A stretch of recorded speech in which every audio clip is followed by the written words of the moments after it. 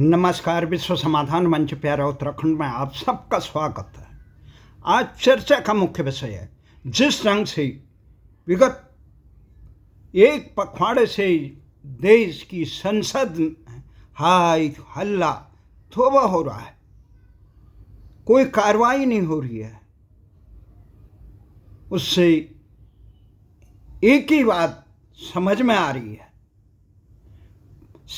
सरकार कह रही है विपक्ष नहीं चलने दे रहा, विपक्ष कह रही है सरकार जनहित के लिए समर्पित नहीं है, और सरकार आरोप लगा रही है कि विपक्ष सरकार के राष्ट्रहित के कामों में अड़ंगा डाल लिया।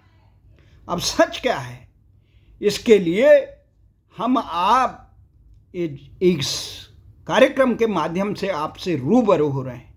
आज संसद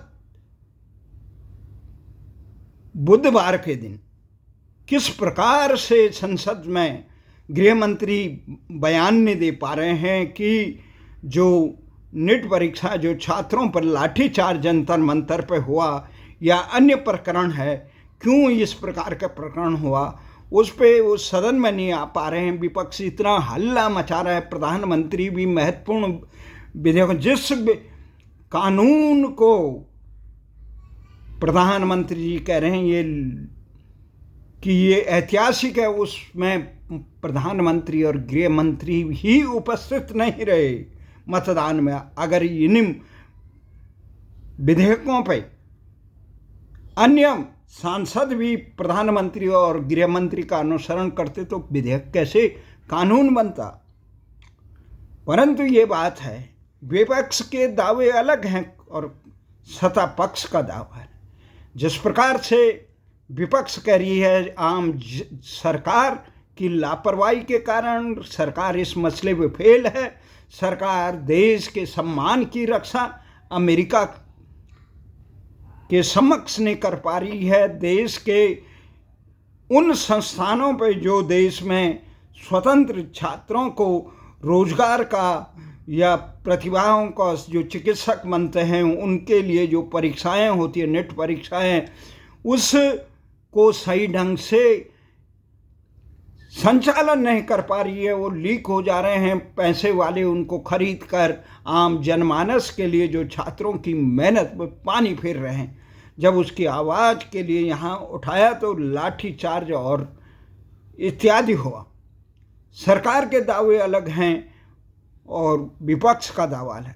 इसी बीच में यहाँ पे एक कहा कि जो ये डिजिटल पेमेंट यूपीआई के द्वारा भारत में बहुत बड़ा काम हो रहा था कि लोग छोटे दुकानदार से लेकर बड़े आम आदमी तक उसके द्वारा भुगतान कर रहे थे। उसमें अब ये कहने आया कि इसमें अब 2000 से ज़्यादा पर बड़े व्यापारियों पे वो लगेगा। वो अधिकांश ये आशंकित है कि अमेरिका के डर के मारे या अमेरिका के दबाव में आकर सरकार ने इस प्रकार की कारनामे कर रहे हैं। अमेरिका के जो तमाम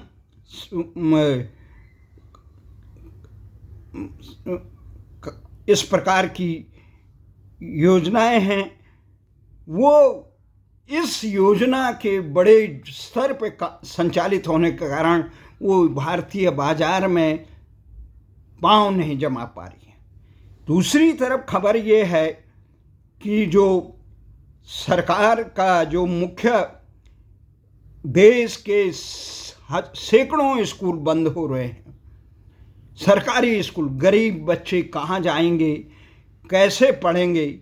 कई उसमें चाहे संख्या के बल पे 2 या 4 या 10 के नाम पर, तो ये तमाम।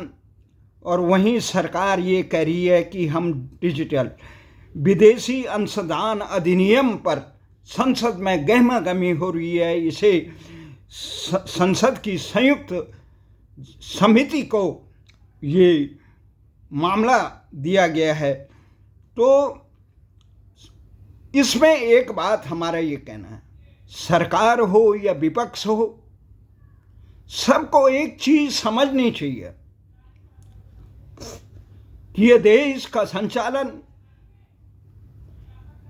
अमेरिका के हितों के लिए न हो, पूंजीपतियों के हितों के लिए न हो, अपितु इसका संचालन देश के हित में हो, आम जनमानस के हित में हो। गांधी जी ने सच कहा था कि आम पंक्ति में खड़ा सबसे दूरस्थ आदमी जो कमजोर है, बेसहारा है, उसके हित का हम कितना हित साध सकते हैं, उस योजना से उनको लाभान्वित हो सकते हैं कि नहीं हो सकते। परंतु सरकार की तमाम योजनाएं, आज सरकार में पक्ष हो या विपक्ष हो, कहने को लोकतंत्र है, परंतु आम गरीब आदमी इसमें भाग नहीं ले सकता। एक तो चुनाव इतना महंगा हो गया कि आम आदमी इस चुनाव में खड़ा होने की हिम्मत नहीं जुटा पाता। ये चुनाव अरबपतियों के लिए हो गया, पार्टियों के धन पशुओं के लिए हो गया, चाहे राज्यसभा हो या लोकसभा हो। तो ये चुनावों का इसका क्या इतना बड़ा, भारत सरकार को आज ये सबसे बड़ी बात है कि जो स्कूल, छोटे सरकारी विद्यालय क्यों बंद हो रहे हैं। सरकार खुद नहीं कह रही कि हम स्कूल बंद करें। असल में उत्तराखंड में सबसे बड़ी वजह छात्र नहीं होने के पलायन का मुख्य कारण सरकार द्वारा पर्वतीय क्षेत्रों के उत्तराखंड राज्य गठन के लिए जो जन आकांक्षा थे, उन जन आकांक्षाओं को नज़रअंदाज करके केवल उत्तर प्रदेश की तर्ज पर ही देहरादून और मैदानी क्षेत्रों के विकास तक ही सीमित रखने वाली योजनाएं बनाने कि पर्वतीय क्षेत्रों से शिक्षा, चिकित्सा, रोजगार, शासन सब दूर हो गए। इसका अगर सरकार हिमाचल की तर्ज पर उत्तराखंड का विकास करती तो उत्तराखंड आबाद होता। जिस प्रकार से उत्तराखंड में लोग पहाड़ों से मैदान का और शहरों की तरफ इसलिए जा रहे हैं कि वहाँ पे उचित शिक्षा नहीं मिल पा रही है, चिकित्सा नहीं मिल पा रही है, शासन नहीं हो रहा। शासन क्या है, जो कार्यालय पर्वतीय क्षेत्रों में उन्होंने अपना कैंप कार्यालय देहरादून तक सीमित करे, खानी पीनी सब देहरादून। ये जो लोकगीत है नरेंद्र सिंह नेगी जी का, ये वास्तविकता को उजागर करता है। लोग मजबूरी में जा रहे हैं। आपको शिक्षा, अच्छी शिक्षा चाहिए, पहले तो रोजगार ही नहीं मिल रहा है। आप कंपटीशन कितने समय में कर लो। जो नीट परीक्षा से उजागर हुई तमाम विसंगतियां हैं, उससे ये साफ हो गया। 640 स्कूल पहले ही बंद हो चुके हैं।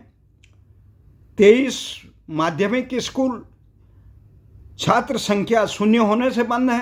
3000 प्राथमिक स्कूल बंदी के कगार पर हैं।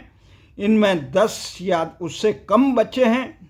फिलहाल 5 साल में 800 कुछ 26 स्कूल बंद हैं। सबसे ज़्यादा टिहरी और में 262 और पौड़ी में 120।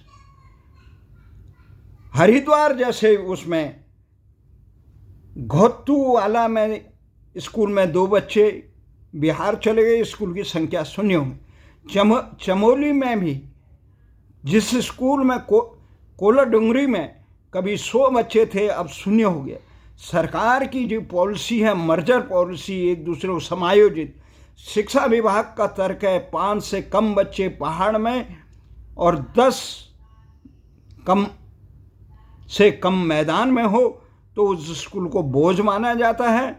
फिर उसने बच्चों को नज़दीक के उत्कृष्ट स्कूल में भेज दिया है, जबकि उन्हें पर्वतीय क्षेत्रों की भौगोलिक विषम परिस्थितियाँ, दूरस्थ क्षेत्रों की विषम परिस्थितियों का ध्यान में नहीं है कि किस प्रकार से बच्चे जो अपने गांव की स्कूलों में बड़ी मुश्किल से जाते हैं, वो इतनी दूरस्थ क्षेत्रों में कैसे जाएंगे। अन्य वजहें शिक्षकों की कमी है, ट्रांसफ़र हो गए हैं अधिकांश 4 में से 2 शिक्षक ट्रांसफ़र हो गए हैं तो स्कूल बंद है, जर्जर बिल्डिंग है। देहरादून में 76 स्कूल की बिल्डिंगें खतरा में बन गई है। निजी स्कूलों की तरफ रुझान सरकार की गलत नीतियों के कारण, निजी क्षेत्र को प्रोत्साहित करने के कारण, सरकार की अदूरदर्शिता के कारण सरकारी स्कूल, चिकित्सालय इत्यादि बंद होने के कगार पे है। दूसरे राज्यों में क्या हो रहा है? यूपी में 465 विभिन्न स्कूल मान्यता रद्द हो गई है। अन्य मानकों में विवाद कहाँ है? अब यूपीआई का भी ये प्रकरण है। FCRA जो है विदेशी अंशदान विनियमन अधिनियम, फॉरेन कंट्रीब्यूशन रेगुलेशन एक्ट, जो 1976 में बनाया था, इसका मकसद था निगरानी करना भारत में एनजीओ संस्थाओं और कंपनियों की व्यक्तिगत विदेशी पैसा चंदा अनुमान कितना है, विनिमय, ताकि विदेशी पैसा देश की राजनीतिक, धर्म और सांस्कृतिक गतिविधियों के आंतरिक मामले को प्रभावित न करे, पारदर्शिता लाना, विदेशी चंदे का सही हो। मुख्य बातें ये है, FCRA रजिस्ट्रेशन, कोई भी एनजीओ संस्था अगर विदेश से चंदा लेना चाहती है तो गृह मंत्रालय से उसे लाइसेंस लेना जरूरी है। FCRA का खाता अलग रखना होगा, रिपोर्टिंग हर साल सरकार को बताना होगा ये पैसे कहाँ से आए और कहाँ खर्च हुए। और 2020 में संशोधन के बाद सख्त हुए कि अब प्रशासनिक खर्चे में एनजीओ केवल 20% कर सकता है।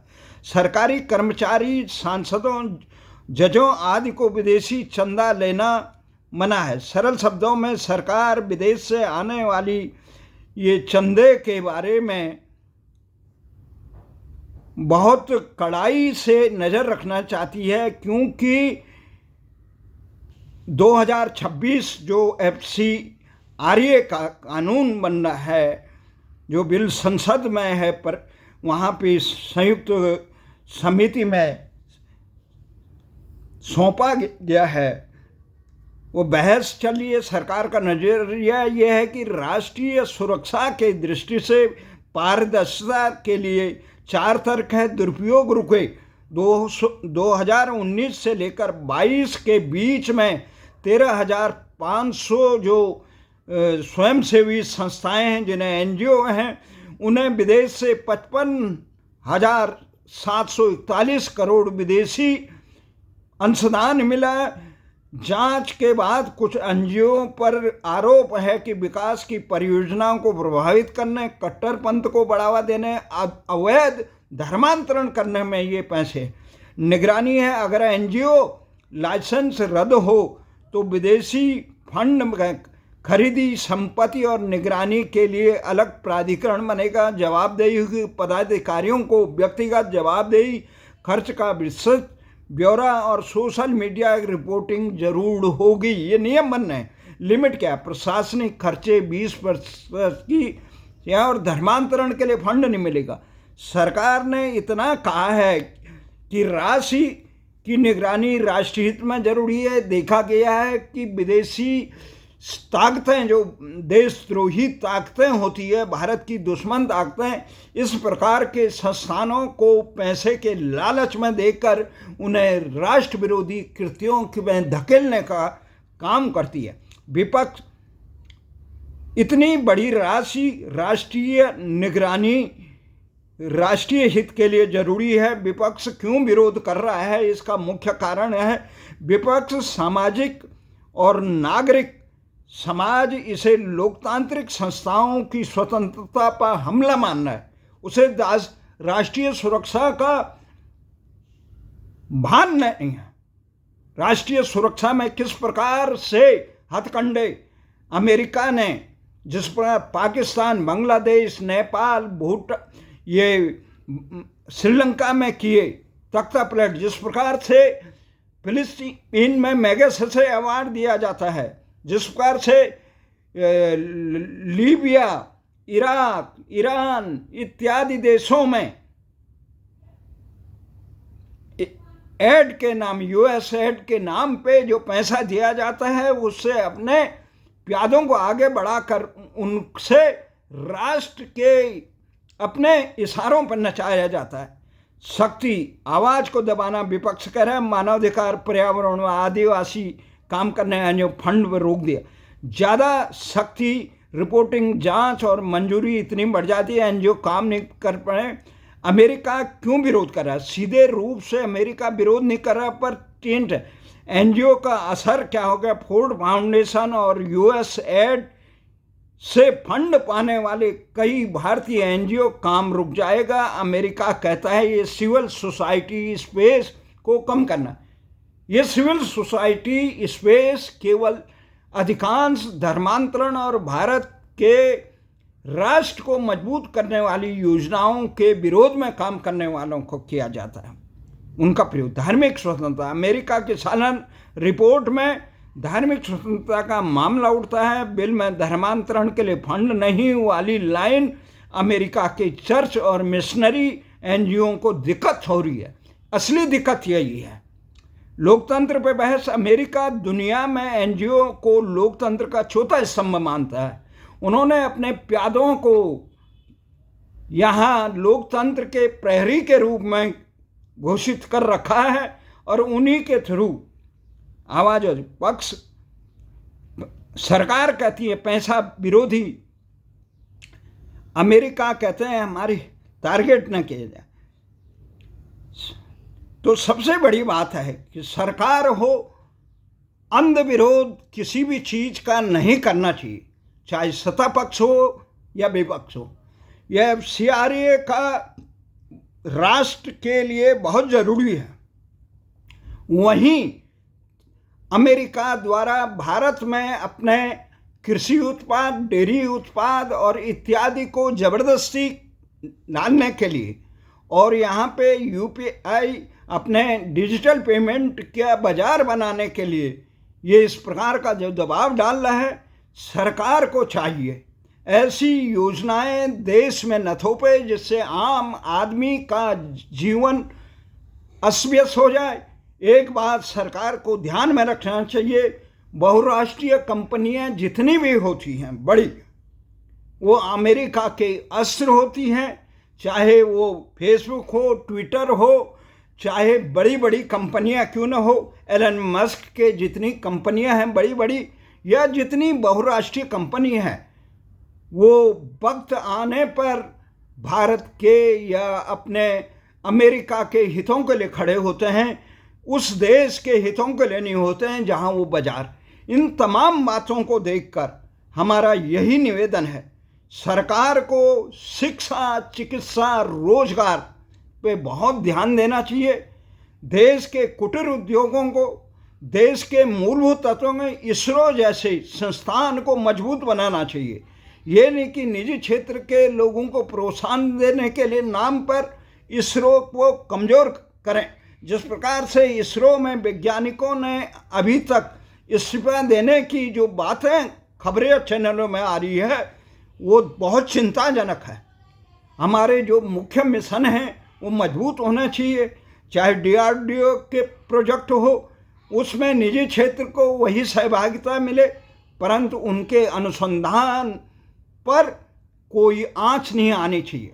देश के हितों का लाभ देश की जनता को मिलना चाहिए, कल्याणकारी व्यवस्था हो। देश के निजी क्षेत्र, अभी ये आया जिस प्रकार से रूस और ईरान ने भारत को सस्ता तेल दिया, उसका लाभ देश की आम जनता को मिलना चाहिए था, न कि चंद तेल कंपनियों को। सरकार को चाहिए जिस समय तेल सस्ता हो उस समय भंडारण करे और आम जनता को कम कीमतों पर दे, ताकि विपत्ति के समय पर उस भंडार का सदुपयोग किया जाए। परंतु इस प्रकार का कोई कृत काम नहीं किया, इससे देश को बड़ा नुकसान हुआ। और देश में जिस प्रकार से सरकारें अभी ये पूरे देश में जो कारों पे इस प्रकार से ईंधन जबरन बिना उस पे शोध किए डाला जा रहा है, वो अनुचित हैं। लोग जो तेल, पेट्रोल इत्यादि डीजल लेते हैं उनको अलग हो, और जो इंथॉल वाला लेना चाहता है वो अलग ले, पर सुविधा होनी चाहिए। ये ना हो कि बिना जांच परखे आप पूरे देश की गाड़ियों में इंथॉल भरे। ये काम नहीं होना चाहिए। राष्ट्र की सरकारों को देश के हित को सर्वोच्च मानना चाहिए, न कि चंद उद्योगपतियों के या अपने निहित स्वार्थ या अमेरिका जैसे भारत विरोधी तत्वों को के दबाव में आके। इसलिए राष्ट्र की नीतियां राष्ट्र के आम जनमानस और राष्ट्र हितों के अनुसार बननी चाहिए। जय हिंद, जय भारत।